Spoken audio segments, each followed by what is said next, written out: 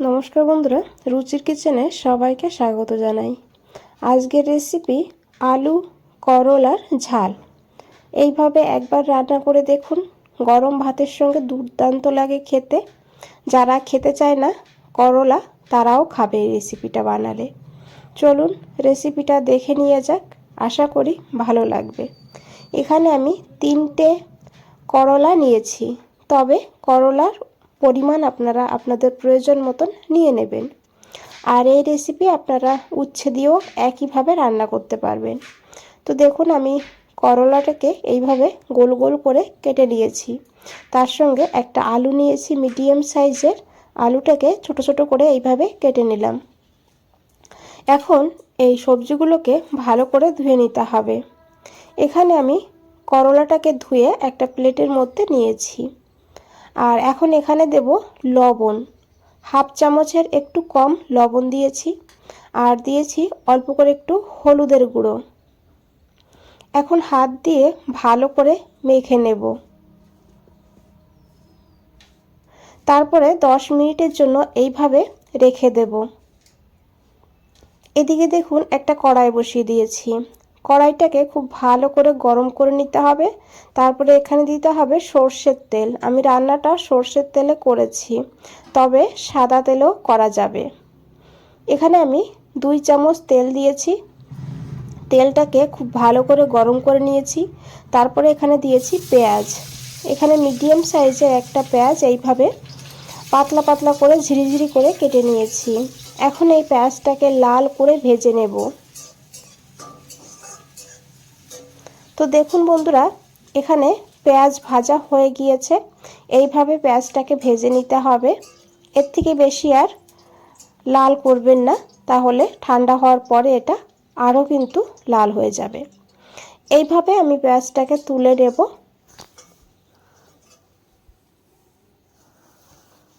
এই তেলের মধ্যেই আমি দিয়ে দিয়েছি কেটে রাখা আলুগুলো।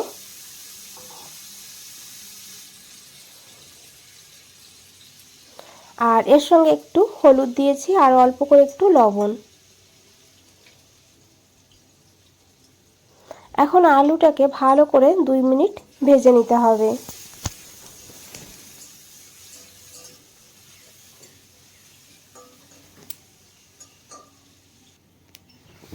দেখুন বন্ধুরা, এখানে আলু ভাজা হয়ে গিয়েছে।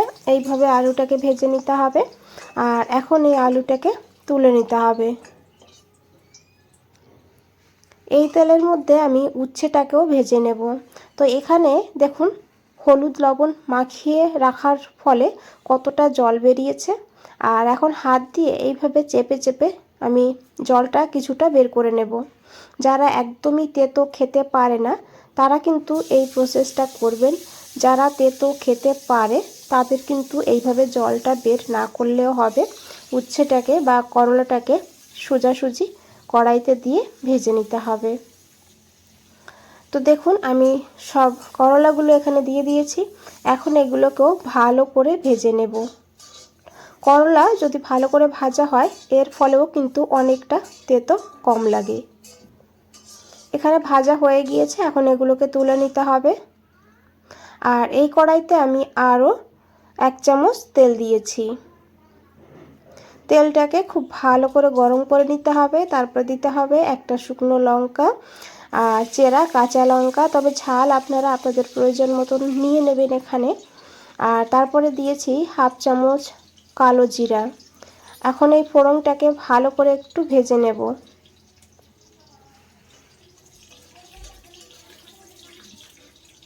তো দেখুন, ভাজা হয়ে গিয়েছে। এখন এখানে দিয়েছি পেঁয়াজ কুচি। এখানে আমি আরও একটা পেঁয়াজ এইভাবে ছোট ছোট করে পাতলা করে কেটে নিয়েছি। এই রেসিপিতে আমি মোট 2টো পেঁয়াজের ব্যবহার করেছি।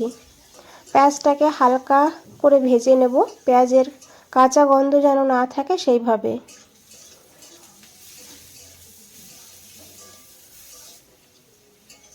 তো দেখুন বন্ধুরা, এখানে পেঁয়াজ ভাজা হয়ে গিয়েছে। এইভাবে পেঁয়াজটাকে ভেজে নিতে হবে। এখন এখানে দিতে হবে একটু জল।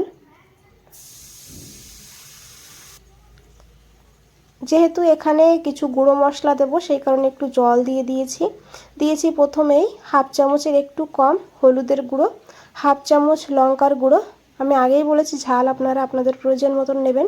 আমি কাঁচা লঙ্কা দিয়েছি, আবার লঙ্কার গুঁড়ো দিয়েছি। আপনারা চাইলে শুধু কাঁচা লঙ্কা দিয়েও রান্নাটা করতে পারেন। আর হাফ চামচের একটু কম নিয়েছি এখানে জিরের গুঁড়ো, আর হাফ চামচ ধনিয়ার গুঁড়ো। এখন এই মশলা ভালো করে মিশিয়ে নেব। তারপরে এখানে দেব 1 চামচ আদা বাটা। আপনাদের যদি রসুনের ফ্লেভার ভালো লাগে তাহলে আদার সঙ্গে 2-3 কোয়া রসুন বেটে নিতে পারেন। এখন খুব ভালো করে মিশিয়ে নিয়েছি আর মশলাটাকে 2 মিনিট ভালো করে কষিয়ে নেব, মশলার কাঁচা গন্ধ যেন না থাকে সেইভাবে। এখানে আমি দিয়েছি একটা টমেটো। টমেটো পুরোপুরি অপশনাল, আপনারা দিতে যদি না চান না দিতে পারেন, তবে দিলে খেতে ভালো লাগবে। তারপরে এখানে দিয়েছি লবণ পরিমাণ মতন। এখন খুব ভালো করে মিশিয়ে নেব। আর এই মশলাটাকে কিন্তু ভালো করে কষিয়ে নিতে হবে, টমেটোর কাঁচা গন্ধ যদি থেকে যায় খেতে ভালো লাগবে না। তো আমি এখানে একটু জল দিয়ে দেবো, অল্প অল্প জল দিয়ে মশলাটাকে ভালো করে কষিয়ে নেব। মশলা যদি ভালো কষানো হয় রান্নার স্বাদটা কিন্তু অনেকটা বেড়ে যায়।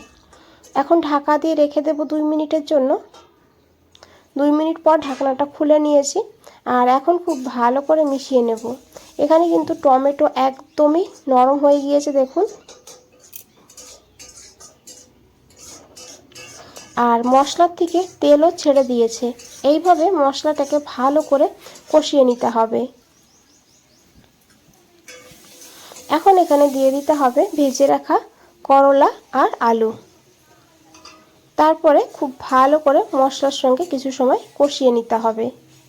বন্ধুরা, রেসিপিটা দেখে যদি ভালো লেগে থাকে একটা লাইক করে দেবেন, চ্যানেলটাকে সাবস্ক্রাইব করে পাশে থাকবেন, কমেন্টসে জানাবেন কেমন লেগেছে। তো দেখুন এখানে আমি দিয়ে দিয়েছি অল্প করে জল। রান্নাটা আমি মাখো মাখো করবো, একদম ঝোলঝোলও করবো না, আবার শুকিয়েও ফেলবো না, সেইভাবে জলটা দিয়েছি। জল দিয়ে খুব ভালো করে মিশিয়ে নিয়েছি। তারপরে ঢাকা দিয়ে 5 মিনিট রান্না করব লো টু হাই ফ্লেমে। 5 মিনিট পর ঢাকনাটা খুলে নিয়েছি। এখন একবার খুব ভালো করে মিশিয়ে নেব।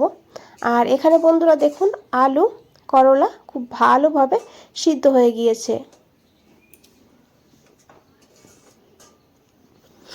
আপনারা চাইলে একটু চিনি এখানে দিতে পারেন। আমি যেহেতু পেঁয়াজের ব্যবহারটা বেশি করেছি সেই কারণে কিন্তু চিনিটা দেব না, পেঁয়াজের কারণেও কিন্তু অনেকটা মিষ্টি হবে। তো আপনারা চাইলে একটু দিতে পারেন এখানে চিনি।